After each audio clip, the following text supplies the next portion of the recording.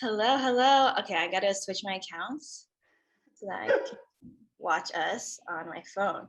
This is so exciting. Oh, there we are. Hello, do you see yourself? Oh, I've stopped watching. Oh, I hope that it sometimes it'll be slow on my phone. Maybe I'll go to data. Like that. And then, yeah. Hello, everybody who joins us and people who join us in the future. I hope my connection is okay. Last time it was cutting in and out, but this will all be recorded. I do not want to hear myself speaking on my phone and right. at the same time. Echo, echo, echo, echo. Yeah, basically. Let's see. She is a bit laggy, so hopefully we can just work with that. And we're going to record it and put it up on Instagram anyway, so it's fine. Yeah, how are you doing, Professor?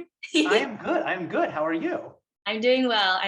I'm pretty tired. I feel like it's the day after a break, and all I wanted to do this morning was sleep in bed, but it's okay. It just be like that sometimes. It's a Monday also. It feels like it almost always be like that. I am sorry that I'm the thing that got you out of bed this morning, but no, it's okay. You actually were not. There was another meeting at 9 that had to get me out of bed this morning, so you're totally fine. I try to avoid 9 o'clock meetings as best I can, just because I'm not good at it. I don't know. I wouldn't be good at past 1 p.m. though. Past 1 p.m. I sleeping. Oh. Napping for the rest of the day. I feel like it takes me a while to get going. So at 9 a.m., I'm just kind of quietly listening to whatever someone else is saying. I mean, it just depends. You at least need an hour to get yourself up. But yeah, welcome to our second Coffee with Professor, or as this will be, Tea and Coffee with Professor. Yeah. What kind of tea do you like to drink? What's your favorite? Well, thank you for asking. I was saying before we got started that I forgot that I was supposed to bring a beverage, and so I just had water and decided that water was too boring. So I emergency brewed some mint and ginger tea, which is delicious. Nice. When I'm normally I drink a lot of water. I don't do anything with caffeine because I'm already going, and so caffeine just makes me triple going and bouncing off the walls in a way that does not work well for me or the people around me. I feel like the few times I've had caffeine in my life, I'm still tired, but I'm also shaking, and it's that's not what anybody wants. Basically, that's kind of how it works. Honestly, not gonna lie, it really just do be you are sitting there wow, I have so much energy, but you're at the same time, if I just close my eyes, I'd be knocked out for 3 hours right now. Exactly. Yeah, I have vanilla cappuccino with my name wrong on the cup. We're not at home. Really disappointed. I was really disappointed this morning, not gonna lie. I didn't understand why it wasn't red, but it's okay. They didn't have oat milk either, so I was also really disappointed. So you can't work under these conditions. This is not okay. It's okay. Sometimes it's a Monday vibe. Maybe by Wednesday they'll have their stuff together. It's fine. Well, Wednesday will be December 1st, so maybe that's when they make the big switch. No, it happens in November. Oh. So they just need to step up their game. Starbucks at 6. I'm just kidding. We're putting you on blast, Starbucks. Really all Starbucks, but specifically the one on campus. Yes, underneath the, oh my God, student union. Yes. That I walked in. They're doing the best they can. It's always packed there, and everyone is so yes. Maybe cut them some slack on this not having oat milk and not having the red cups thing. You're right. It's fine. It's totally okay. No oat milk, no red cups. But if not by Wednesday, I'll be pissed. It's fine. Yeah, you need to have boundaries. You need to set firm, and when boundaries aren't respected, there are consequences. It's you're giving the Thanksgiving talk of the boundaries. I'm just kidding. It's important. I'm just kidding. Yeah. Well, would you like to introduce? I mean, obviously, I know who you are. Probably a lot of CHAD students know who you are. But would you like to explain who you are, your pronouns, and what you do? What do you teach? Sure. Explaining who I am. So I am Professor Robert Marx. You can call me Robert. I use they pronouns and he pronouns. And when I do that, what I mean is I am fine with both they pronouns and he pronouns, but I like a mix. So when people are talking about me, I like when people use both they and he pronouns. I am an assistant professor in child and adolescent development, which is what we call CHAD. I don't know why I did those weird quote fingers, sorry. I'm not used to like being recorded, and so everything I do, I'm like, what are you doing? Why are you doing this? And I teach a number of different classes within the CHAD major. I teach a graduate class, which is all about multicultural development. So the ways in which human beings and American human beings kind of grow up and develop and go through youth, childhood, adulthood, families, parenting, and thinking about the ways in which different socio-political, social, cultural forces impact their development. I teach undergrad classes. I teach program evaluation. Lots and lots of our students end up working in nonprofit settings, nonprofit programs. And so I teach a class that is basically like, once you get into a nonprofit, how do you know what you're doing works? So rather than just being like, you know, I feel really good and I feel like we're helping kids, it's like, well, yeah, but like, maybe you aren't, or maybe you are helping kids in ways you haven't even thought about. And so I've spent a lot of my career doing program evaluations for different nonprofits. And every time I found something interesting, well, I think interesting, maybe other people don't, but whatever, found something like unexpected and surprising with like, oh, we thought we were doing this, but we're actually doing this and this other thing. So kind of helping students to think through and figure out what that looks like and what that feels like and how you would actually evaluate what a program is doing and whether it's meeting its goals. And then I also teach for students who want to be K-8 teachers. I teach the practicum, which in pre-pandemic times was students going into a classroom and observing a classroom and like seeing what it's like, seeing what the teacher does, seeing what decisions are made, and then coming back together as a class and talking about it.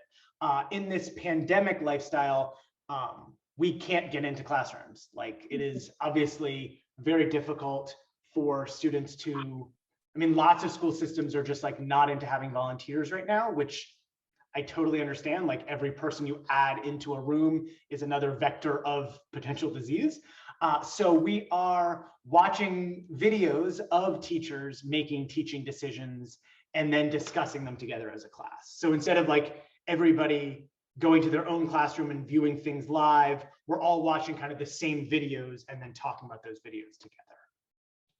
Wow, that's a lot. That's crazy. That's really interesting. One thing that you pointed out, like the first class that you talked about, like how like people from different cultures and just like going through their life. I think that especially growing up like in an Asian American household, like that sounds super interesting. And I know that there's so many things in my life that like the way that my parents raised me and the way their parents raised them, it's just like, and like even coming to San Jose where the diversity, especially from where I'm from, like is so different. So my roommates, I live on campus, so my roommates are all different cultures and we kind of share our life experiences. And some of them are like, they're like, oh, Caryn, like that's not a normal experience. And I'm like, you're right, that's not a normal experience. Like my parents shouldn't have said that. Or like, oh, that was like not very nice of that person. But to me, it was like normal. And like I grew up and now I'm like, oh, you know, that's good to know for my future children. And like hopefully I can unlearn these things or maybe even learn new things from them. But yeah, that sounds super interesting. I love like all the things you're doing. That sounds great.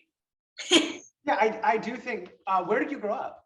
I grew up in Torrance, California. So it's in LA. So if you know where like Redondo Beach, Manhattan Beach, Hermosa Sounds beautiful. Beach, yeah, I live like near the beach areas. I'm like a 10-minute drive to the beach basically. So where I grew up was a lot of like second, third generation Asian Americans. And it was like all of us, like everyone who came to my school was Japanese American. And like this whole school district that I was a part of was like majority, like, I don't know, like Mexican American, Japanese American.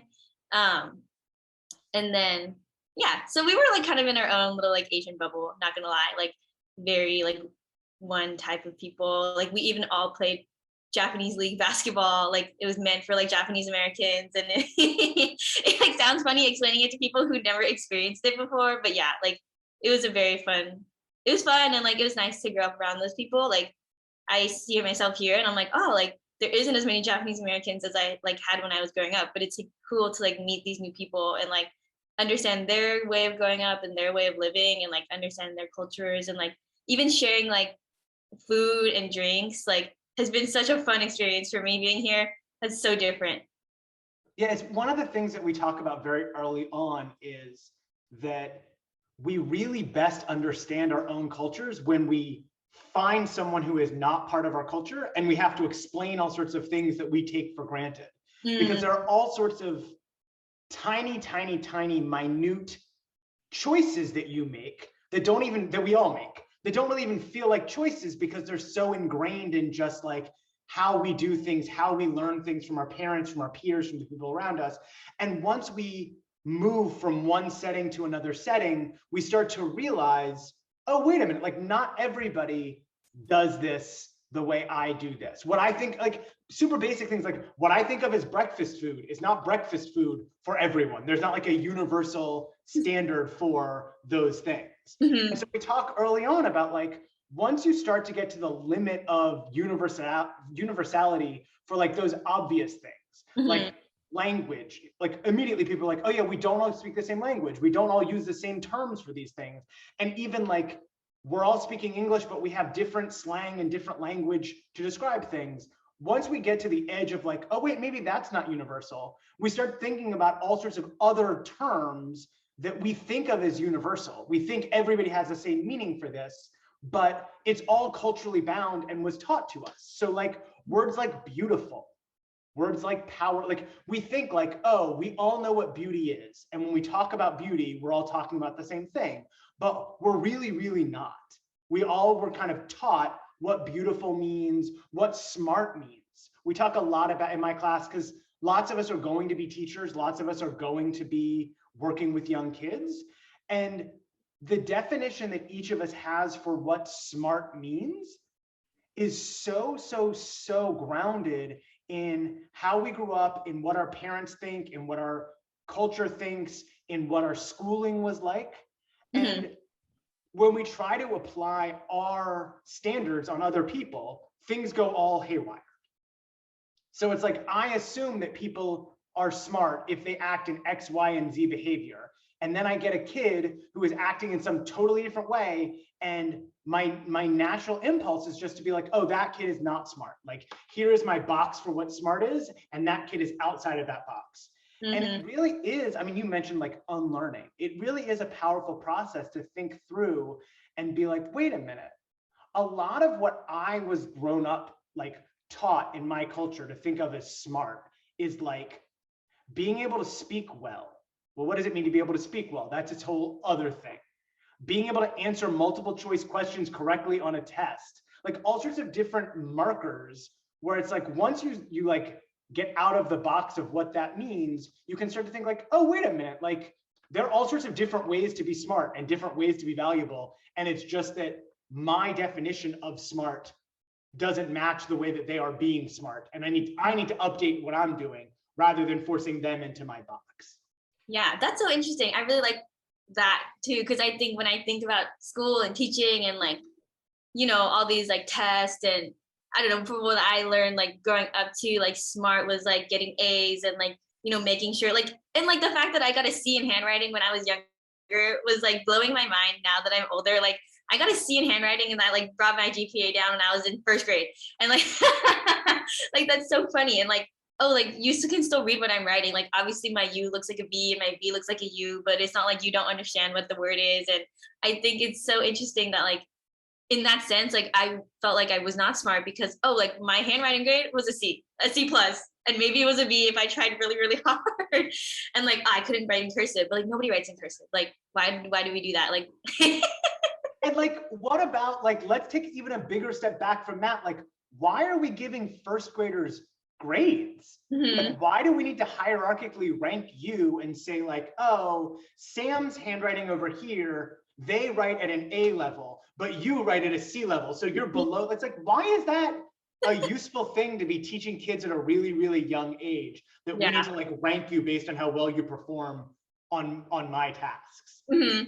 So it's, what I really love about teaching in chat is we get to have these kinds of conversations all the time because everybody has some experience in school. Everybody has some experience like being judged, being evaluated. Like we can all think about that and reflect, and like there are so many different layers and levels to the reflection where the end goal, the end point for most people is like, oh wow, like this was really not great and we need to really change it. But I also have lots of students, and I can think about my own experiences where I had teachers who did things very, very differently.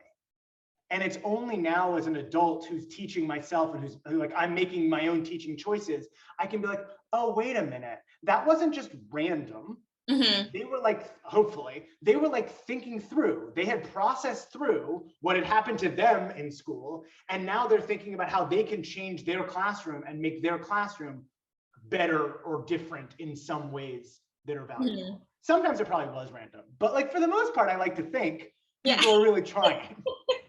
I think they are. You know, you got to give them the benefit of the doubt. You never know. Exactly. I'm not going to ask them, like, was this random? I don't know. That's just funny. No, but I love that. And I think like like I remember, because I'm a transfer student. I came from El Camino College.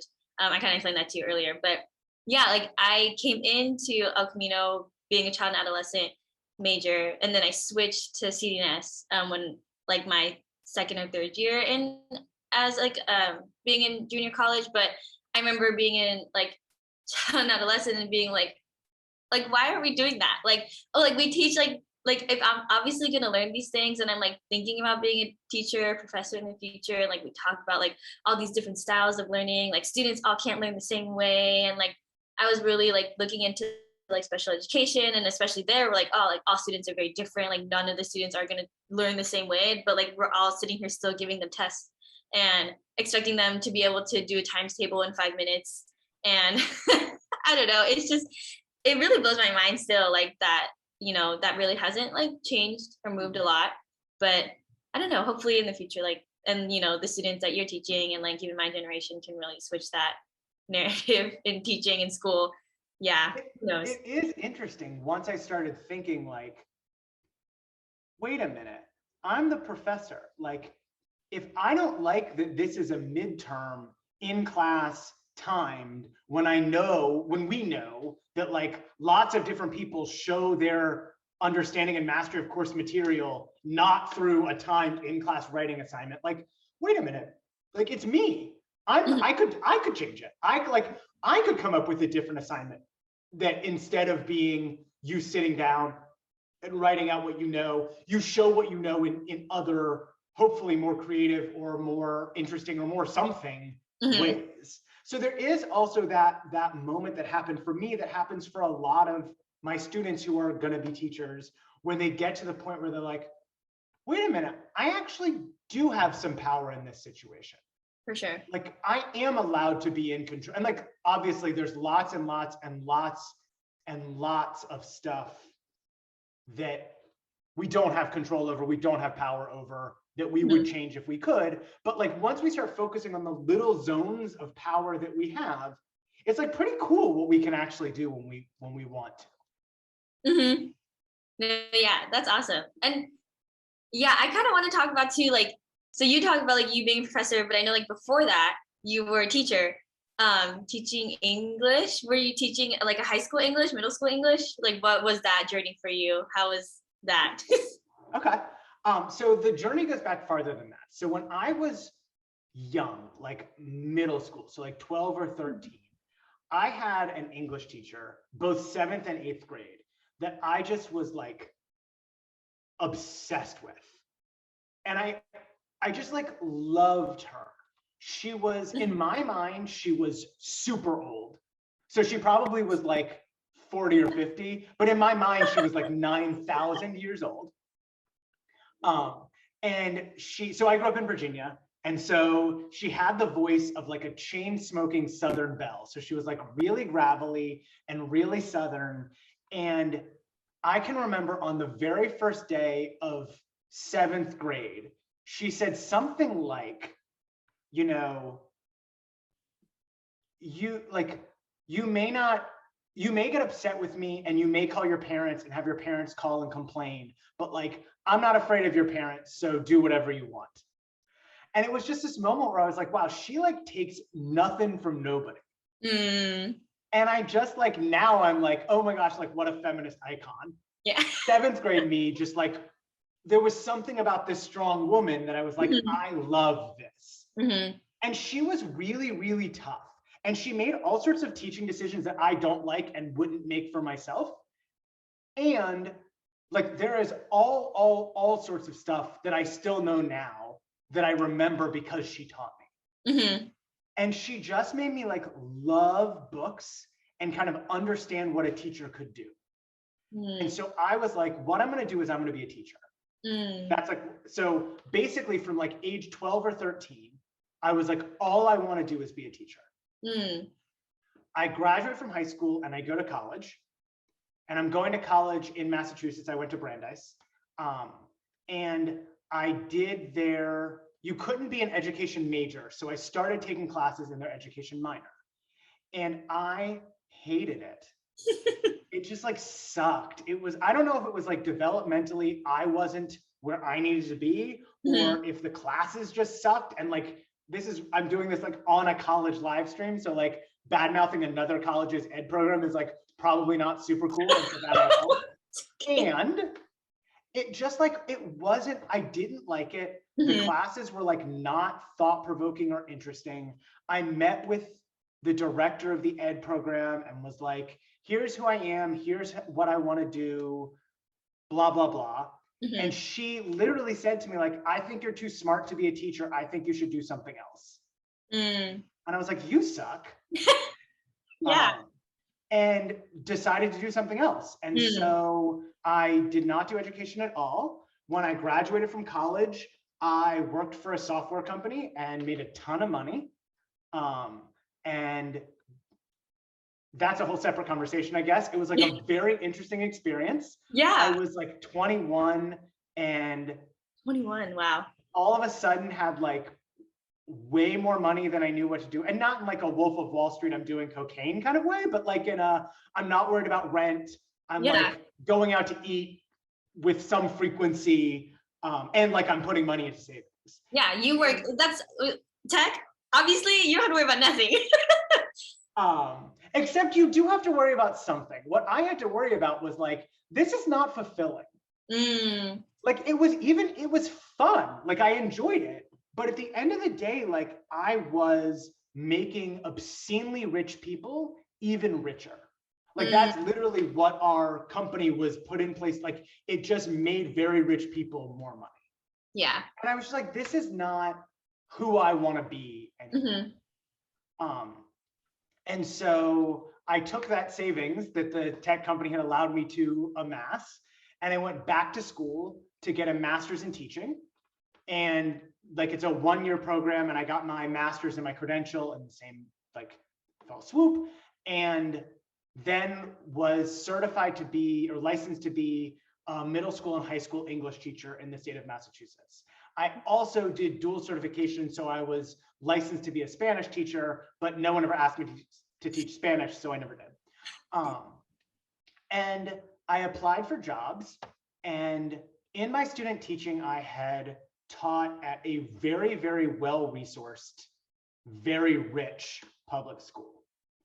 And the vibe just wasn't for me. Like it just wasn't, it was a very, like by all metrics, it was a very good school, but it just felt like there was a lot of like, do you know who my parents are kind of energy. And now that I think about that, I'm thinking back to my middle school teacher who was like, I'm not afraid of your parents. I was still afraid of their parents. Oh yeah. Oh yeah. I was like, I was 25. I didn't totally know what was going on. I was afraid of their parents. And I was like, I'm not teaching in this kind of environment. So I really only applied to teach at public schools that were lower income, lower middle class kind of schools. And so I started teaching 10th and 11th grade English in like in an area outside of Boston, in a like middle class, lower middle class school. And I loved it. I just like, really, really, really liked being a teacher. Like, I think there's something really magical about getting to spend all day with people who are like developing and changing and figure out who they are and figure out what they like and what they don't like. And like, even when kids hated my class, they were like funny and interesting about it, you know? Mm-hmm. Like, there's something endlessly creative and interesting about young people who are still like figuring out exactly what they like and who they are and what they want from the world. And so I really, really loved it. Mm. And while I was there, I also just kind of realized, like, I'm making some decisions in my classrooms. I'm having some thought in my room. And when I talked to the people I loved that I taught with, they were having a lot of the same thoughts. But when I talked with the school administration, or when I talked with other teachers kind of who weren't like in my inner circle, it was just like we weren't totally connecting. Mm. And our school, I loved it. It was really a beautiful place. I like learned everything I know about like how to be a teacher and how to be a person and how to interact with people. I feel like really came from that. Mm-hmm. And I like would observe like, oh, like there's some like anti-queer bias stuff happening. Mm. Oh, like teachers are treating Black kids and kids of color very differently than they're treating their white students. Mm. And as I tried to kind of make my way through that, I realized that like, for me, and like there are lots of different ways to make change and to address things and to think about things.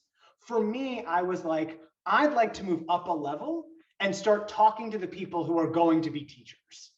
Yeah. I can have one-on-one conversations with my colleagues and try to get at like, hey, when you saw that kid as being disrespectful, how much of that was based on your own implicit racial bias that you're coding their tone as disrespectful? Whereas if it were a white student, maybe like I can have those one-on-one conversations, but moving up the level to being a professor, now I get to have those with 30 or 35 students every semester and feel like, okay, this is like the next wave of teachers can be not necessarily the way I want them to be or in my mold. Like I'm not trying to create a robot army, like a Robert robot army, although I do think that would be cool. But I want people to at least like have thought about and have talked about this. Like maybe you don't always end up where I end up around midterm exams. Maybe you have a very strong feeling that midterm exams are what we need to do. Okay, make that decision, but like I want you to have thought about it and talked with people about it and talked with me about it and with your peers about it and reflected on your own experiences on these kinds of high stakes exams. Like I want you to have done that work and then make that decision. Yeah. No. And I feel like so much of what we do as teachers, but also in life, it's just kind of like recreate what we've seen. Sometimes because we loved it, and sometimes because we just like fundamentally didn't realize that there were other ways to do things. And so I'm just like, my hope is that in my classrooms, we like get the chance to dream a little and imagine a little and think of like, what would other ways be? What could other things look like? And maybe we don't get there all the way. Like in my dream world, there aren't grades, but we don't live in my dream world right now. And SJSU requires me to give grades. And so I do. Yeah. And I understand that like lots of our students go on to graduate school or need a transcript and they like can't have my paragraph about all of the ways that they've learned and grown like factored into their GPA. So I need to give them a number. Yeah. But I've thought about that some because I've had these conversations. And so I want my students to have thought about this some and have had the conversations. Yeah, it's so funny that you talk about like your students, like, and I know like I've never been in your classroom, and I don't like know if I will be like in the future, which that would be great. But now that you talk about it, I'm like, oh wow, that seems like a great class. Maybe I just want to take it for fun. And it's funny like how I would think about like my future classroom if I had one. Like it was a dream I had for a while, and I still think about it often. Like if I have a classroom, what would it look like? And like how would I allow my students to fail, but like not feel like they failed, like fully? And like I feel like I think about that all the time. Like, oh, like if I was a professor, if I was a teacher, like I would let my students make up their tests often, but like they would have to reteach me what they learned, whatever. I like think about that a lot. And it's just funny to like, oh, I wonder if my teachers who were really poopy in high school, like think about those things. And I'm like, I wonder if they think about how I could just take my test and I probably would learn it like 10 times better, whatever.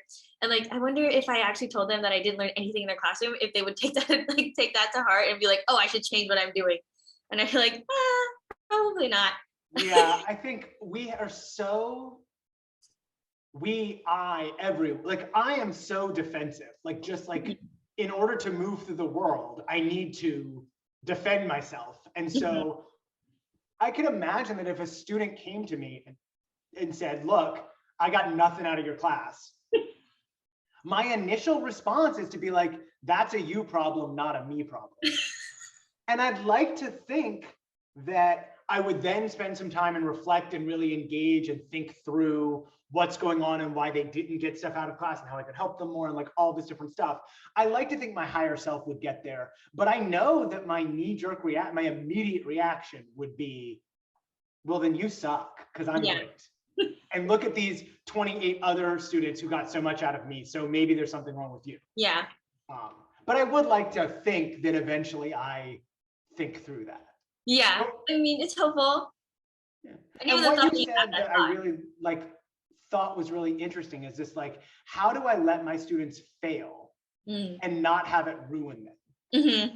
And I mean, we live in Silicon Valley where like failure, once you get out of school and once you're rich enough and normally white enough, it's like, oh yeah, failure is cool. Failure is like, fail early and fast and often, because then you'll get to what you're supposed to. And like, look at all this stuff that Facebook does that fails, and look at all this stuff and that stuff, and like, fail, make your big mistakes, swing for the fences. And it's like, cool. But like, we're having students spend, 12 to 20 years of their lives being told that like, failure is the worst thing that could possibly happen to them. Mm-hmm. 100%. And like, how do we unlearn that? And what we're also teaching is that like, for our most vulnerable students, failure is a huge deal. And for our well-connected, rich, often upper middle class white students, failure is like just something that someone else takes care of, or something that doesn't stand in the way of you getting an internship at your father's firm or whatever. Yeah. Oh my God. And like, how do we democratize failure? How do we make failure fair?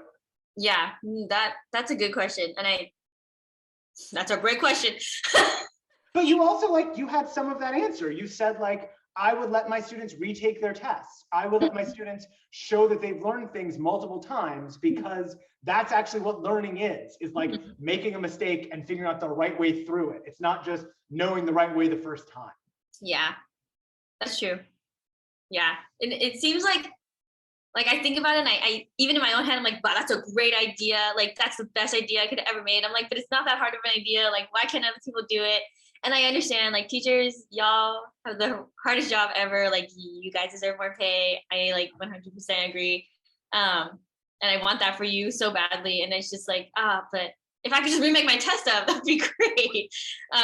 Yeah, because I remember like my senior year of high school and like thinking like, wow, obviously I didn't have straight A's in my senior year of high school, and I wasn't really trying that hard. I was like, I'm gonna go to community college. I don't really like care at all. But like, that doesn't mean I wasn't like semi trying, but I still wasn't doing that great. And like, my teachers were still kind of mad at me, and I was like, oh my God, this feels like I'm failing. But I'm like, I'm not really supposed to care. Like, it's my senior year, I'm supposed to have fun. But I'm like, oh, well, I still have like 2 AP tests to take in like 2 weeks. I'm like, this sucks. Yeah, it was just like, I feel like, especially like going through my school, like, so like in my district, we had like 4 high schools, and Torrance is significantly big, like in the LA area that like kind of reaches towards the beach. Can I just, it's not, is it? It's not, Bring It On has nothing to do with Torrance, right? No, that's like LA. I think I would tell that's more like actually LA, like Okay. in the city kind of LA. No, I know what you're talking about though. I love that movie. I think also maybe one of the characters is just named Torrance, and so that's what Oh, okay. I don't know who you're talking about, but yeah, no, it's not in Torrance. There's a couple. Yes, okay. The main character's name is Torrance. Oh, This is that's funny.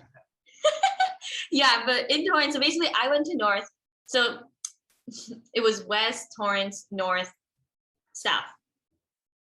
South was significantly like richer families, like predominantly white and Asian American students, and like my school was like very diverse with like majority Mexican Americans and Japanese Americans, like Black Americans, and like just like a very diverse group of people. And like even the resources that we had in my school in comparison to these other schools, significant. Like the computers always broken.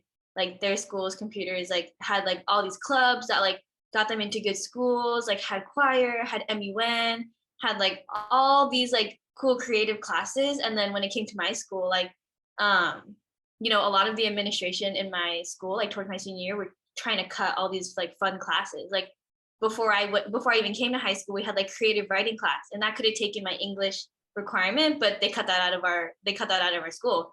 And I think back and I'm like, oh, like why would you do that? Like it's so fun. Like the students love that class. Like I love poetry. Like I would have been the first one in that class, but obviously like I didn't even think it was an option anymore because they cut it out like 3 years ago.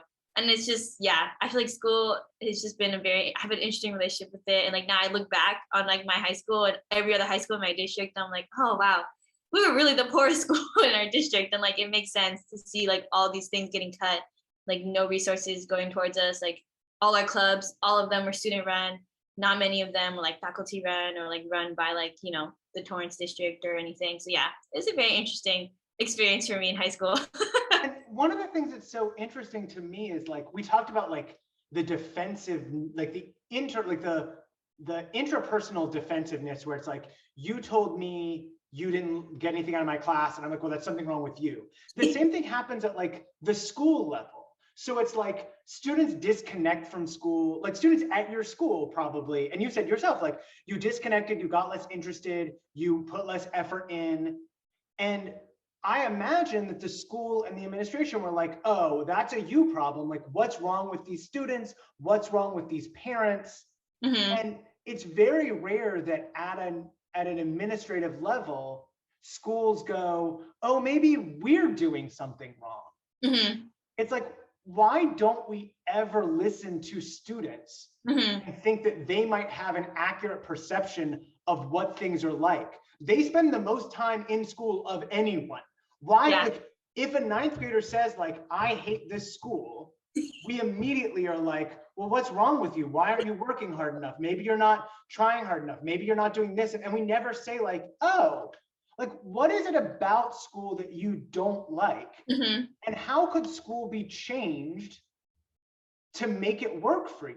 Yeah. And I mean, like, if a kid says like, I just want to like eat ice cream all day and I don't want to do any, like, fine, I can understand that criticism. But lots of times when I talk to students, like, especially when I was teaching, like the books that I taught were boring and like didn't relate to their lives. Mm-hmm. And it's like, yeah, why are we reading this book from like 1808? Yeah. When like this isn't interesting to you. Mm-hmm. Like maybe that's a reasonable reaction. And Yeah. like maybe the burden is on me to be like, hey, here is how this still relates. So like when we read Frankenstein, we talked a lot about like genetic engineering and science and like mutations and like why this might be interesting right now. And right now was like 8 years ago, but whatever. But I don't think you can just say, well, like, you're not interested because you're not trying hard enough. Mm-hmm. Most of the time it's like, you're not interested because the things I'm having you do are not interesting. Yeah. And you haven't ever been shown why they would be interesting or why they would be relevant or why they would matter to you. And like, for me, part of being a teacher, I'm hoping, is like being transparent and saying like, hey, here is why I'm doing this. Mm-hmm. Here is why we're reading Frankenstein. Spoiler alert, part of it is because we're required to. And maybe we'll talk about why that requirement exists. But in addition, like the themes of this book are still talked about and still used over and over and over again. Why can't we connect to that? But like part of that is my job as the teacher. Yeah. To get us there. I can't just say like, you as a student, you better get interested. That's on you. Yeah. No, yeah, that makes sense. Yeah. You know, thinking about even that, like English and like there was only one book in like my the whole entire English time in high school that I liked. It was To Kill a Mockingbird, and like I like will always remember that book and like watch the movie and everything. And like, yeah, that was like, even when I applied to be a paraeducator, it was like, what was the last book you read? And like, can you explain why it was important? And I was like, To Kill a Mockingbird. like basically said the whole story, because I was like, that's the only book I remember in class, because it was like the last time I like answered questions in my English class, like felt confident in my English class. I was like, because I had a good teacher and like he was very encouraging towards us, and like that was it. But yeah, I feel like we could go on about these things for hours. Like I could literally talk to you about these things for hours. I feel like this is a lot of stuff I've been thinking about over the past, like during the pandemic, you know, there was lots of time to think and really sit in your thoughts about school, because school was really going through it at the time. But okay, still is, my friend. Last thing, is going through it. Basically, even still, but it's fine. We're getting there. We're getting back to whatever so-called whatever normal, I guess you would say. But to end, if I know a lot of your students are teachers, and I know a lot of students who are going to come and probably watch this video in the future would like to be teachers, are thinking about it. What kind of advice would you give them? What for maybe alumni who are watching now who had your class in the past? Well, so like first off, hi. I find it like very hard to imagine that anyone is actually watching this, especially now like we're on hour 13 or something of me just kind of like talking and rambling about what school is. So I would say I don't love giving advice. Like that feels like I need to know more than I do to give advice. So I will think about kind of big moments for me that kind of transformed how I taught. And for me, almost all of them are related to perspective taking and understanding other people's experiences. And so I can remember when I read Quiet, The Hidden Power of the Introvert or something. It's a book basically about introverts and the ways in which society is structured for extroverts. And so like, maybe not obviously, I like try to push back on any binaries. So I think like having two categories like introvert and extrovert is not super helpful, because most people are like, well, I'm a little of this and I'm a little of that. And I'm like, yes, that's true of almost all binaries. Like you almost always transcend, because you contain multitudes and you're much, much, much more interesting than society wants you to think you are. Regardless, I still thought one of the big transformations for me was reading Quiet and thinking, what does a student who doesn't process verbally get out of my class? What messages do I send? And I had to do a lot of reflecting, because as you've learned over the last 14 hours of talking to me, like I talk a lot. I process things through by talking. I don't do very good work when I am asked quietly to like just sit and, if you ask me a question and give me 30 seconds to sit quietly, I'm still going to say whatever was in my head at second one. And I structured my classes that way. Yeah. I would ask a question and then call on the first hand. I would have a lot of things where it was like most important for you to show that you knew what was going on by discussing with us. Yeah. But by taking on the perspective of students whose brains work differently than mine, I was able to restructure my classroom. And now I like fundamentally do different things, because I realized that my class was really serving people like me and not other people.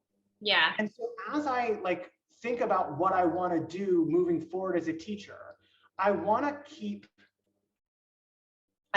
perspective taking. I want to keep thinking about and listening to my students who are experts on their own experience and other educational experts, and think about like, what messages am I sending without meaning to send them? So like in my classroom, when I say, who can give me an example of a short-term outcome? And then just immediately call on the first person with a hand up and praise them for being quick and for verbally expressing what they're saying out loud, I am sending a message to lots of my students that like, that is what smart looks like. That is what successful means. And if you're not doing these things, you are not smart and successful.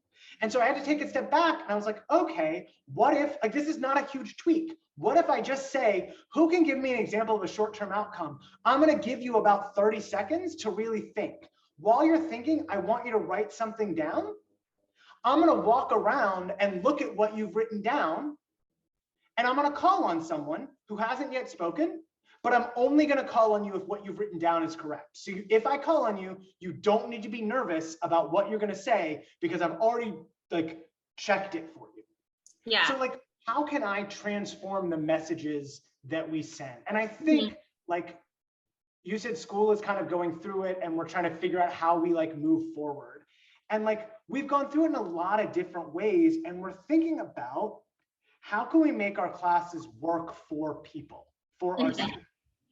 And I've had to think about like, how can I make my classes work for quiet students who don't process verbally? How can I make my class work for students who are also working a full-time job? And like at the beginning of the pandemic, lots and lots of my students like became essential workers and were required to work all the time. And we're not paid like essential workers and we're still taking my class.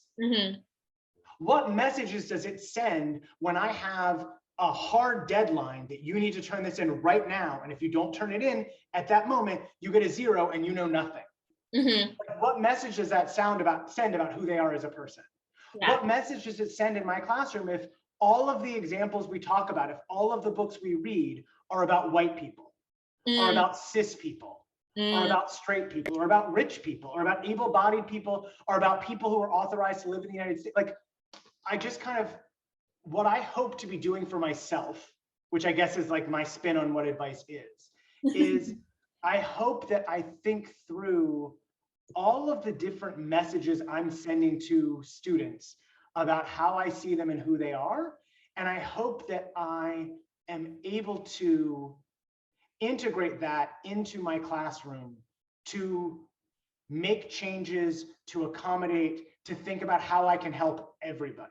Everybody does better when I include readings on my syllabus from non-white people. Everybody does better. I was thinking when you were saying like, I turned off and the only book I liked was To Kill a Mockingbird. In my head, I was like, well, To Kill a Mockingbird like explicitly deals with, I mean, through a white person's lens, but explicitly deals with race and racism and the consequences of prejudice and bigotry. Yes, it has a white savior at the center of it. Yeah, like, yes, we only see Black people as like props to prove the white savior's goodness, whatever. But I was thinking like, I wonder if you read a book by a Japanese author or any Asian author. I wonder if you read other books like in your schooling that like actively talked about this stuff. And it's like, yeah, of course you were disconnected because your teacher was sending a message that like parts of your identity don't matter here. Parts of your identity aren't important here. Parts of your identity I don't see. So when I think about like the advice I want to give myself, I want to say like, how can I structure my classroom so that students can bring their whole selves in? How can I structure my classroom so that everyone can do their best work and see themselves as strong and successful and intelligent and interesting and good and valuable? And how can I silence the messages that I'm sending that are contrary to my purpose? So that is what I think I need for myself. That was great. I feel like, yeah, that was awesome. Like the whole thing was great. I was like very engaged that whole time, but yeah. Well, you're paid to be, so. What? I said, you're paid to be engaged. Yeah. Of course you're gonna be engaged. You're getting an hourly wage in exchange for talking to me.